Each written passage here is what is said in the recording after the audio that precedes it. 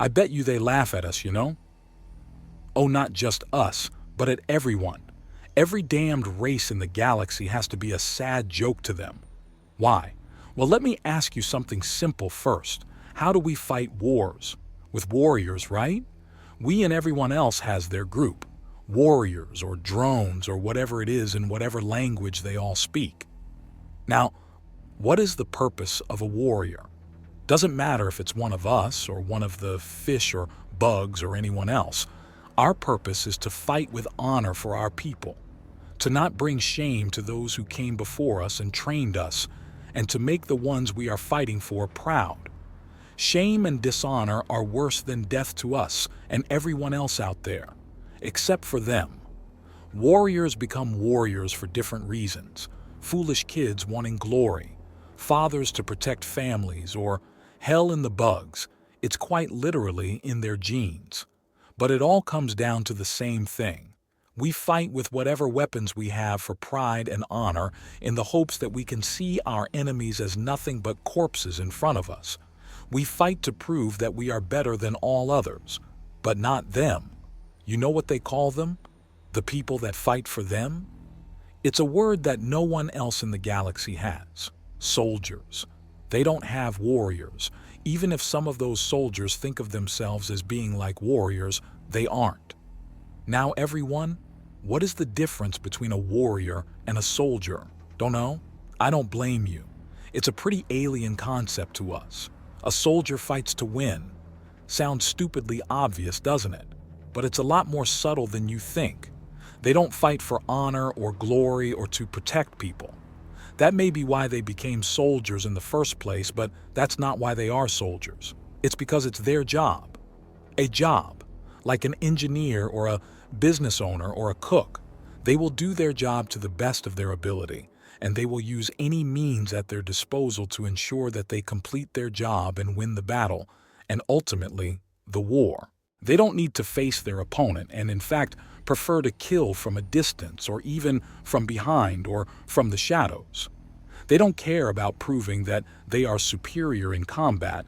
They will utilize the most despicable tactics I have ever seen to ensure that, in the end, they are still standing and what remains of you will never bother them again. Knives in the dark, bullets from far mountain tops, even sneaking up behind you, pushing you onto the ground and jumping on your neck. All of these things are things that they will do. There is no honor or pride in fighting to them, just the single desire to win. An odd thing that comes of this is that there is almost never any enmity from them. They don't have to hate you to kill you because it's just a job. If you ever meet one of them that has fought in battle against your species, they are more likely to buy you a drink and swap stories about those fights with a melancholic camaraderie than to draw knives and try to avenge fallen friends. You can't do that with warriors from any other species. Our damned pride gets in the way. How do I know this? Where did this infinite wisdom of another race come to me from? Same place I got this shiny leg in a field hospital on the outskirts of a bombed-out city some 30 years ago, halfway across the arm of the galaxy during the War of Shame. I was hiding in a building with the remnants of my group, and they decided that it would be easier to blow up the building than to fight us inside. Remember how I said they don't fight for pride? That's a prime example right there. I was crushed under the concrete and steel bar reinforcement as I fell with the building. Not my luckiest moment.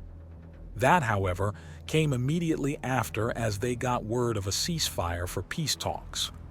The chunks of building hadn't even stopped raining from the sky before the slab crushing my leg and trapping me underneath was simply heaved aside by the group of them that had called in the artillery that trapped us in the first place.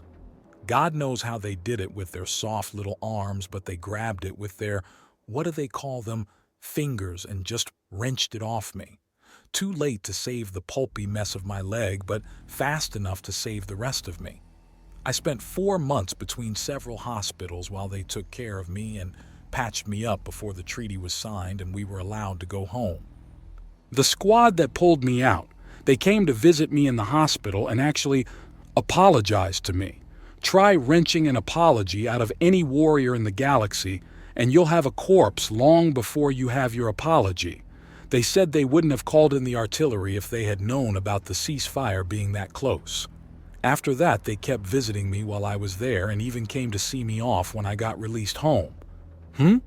So why do they laugh at us? Just look at that parade out there. All those hopeful young idiots marching past with their regiments.